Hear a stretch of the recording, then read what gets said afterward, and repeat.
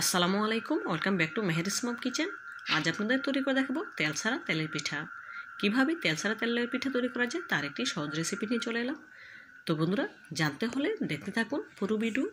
আশা করি ভিডিওটি আপনাদের ভালো লাগবে। তো বন্ধুরা, না টেনে পুরো ভিডিও জুড়ে সাথে থাকার অনুরোধ রইল। চলুন মূল প্রিপারেশনে যাওয়া যাক। তেলের পিঠা তৈরি করার জন্য এখানে কিছু আতপ চাল নিয়েছি, দেখেই বুঝতে পারছেন। এখন এই চালগুলোকে খুব ভালোভাবে ধুয়ে পানিতে ভিজিয়ে রাখবো 5 থেকে 6 ঘন্টা। ফিরছি 6 ঘন্টা পর। দেখুন বন্ধুরা, 6 ঘন্টা পর ফিরে এলাম। চালগুলো খুব ভালোভাবে ভিজে গিয়েছে। এখন এই চালগুলোকে আমি ব্লেন্ডারে জারে করে ব্লেন্ড করে নেব। চাইলে আপনারা পাটা বেটে নিতে পারেন মিহি করে, তবে আমি ব্লেন্ডারে জারে করে ব্লেন্ড করে নিয়েছি। দিয়ে দিচ্ছি পরিমাণ মতো লবণ, দিচ্ছি পরিমাণ মতো চিনি, যতটুকু মিষ্টি লাগে সে অনুযায়ী দিতে হবে। দিচ্ছি 1 কাপের মতো ময়দা, চাইলে আপনারা আটা দিতে পারেন, কোনো অসুবিধা নেই। তেলের পিঠা তৈরিতে মিষ্টি পারফেক্ট হতে হয়। যদি মিষ্টি বেশি হয় সেক্ষেত্রে পিঠাগুলো দলা পেকে যায়, আর যদি মিষ্টি কম হয় সেক্ষেত্রে পিঠাগুলো ফুলে উঠবে না, চুপসে থাকবে। তেলের পিঠা তৈরিতে অবশ্যই মিষ্টি পারফেক্ট হতে হয়, কম বেশি হওয়া যায় না। আপনারা অবশ্যই চেক করে নেবেন, লাগলে পরিমাণ মতো দিয়ে নেবেন। দেখুন খুব ভালোভাবে ফেটিয়ে নিচ্ছি।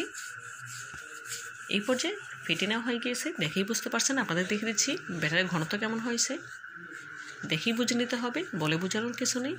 দেখুন এরকম ঘনত্ব হলেই বুঝতে পারবেন তেলের পিঠার জন্য পারফেক্ট ব্যাটার হয়েছে। এখন এখান থেকে অল্প অল্প ব্যাটার নিয়ে পিঠা তৈরি করে নেব।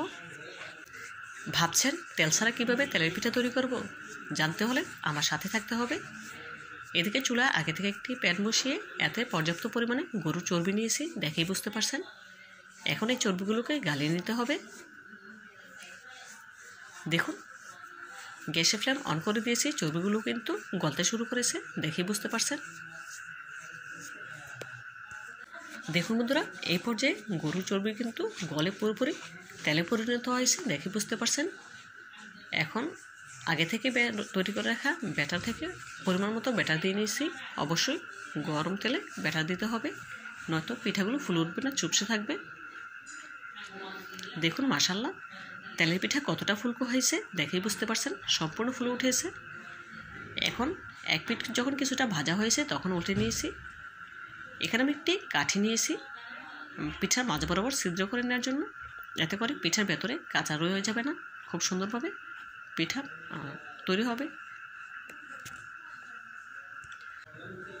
দেখুন বন্ধুরা, অপর পাশ ভাজা হয়ে গিয়েছে, দেখেই বুঝতে পারছেন। আবার উল্টে নিলাম।